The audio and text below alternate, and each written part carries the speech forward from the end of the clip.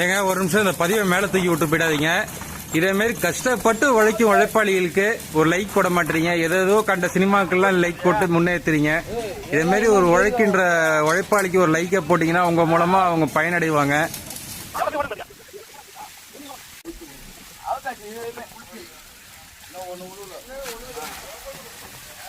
வேற மீனே இல்ல.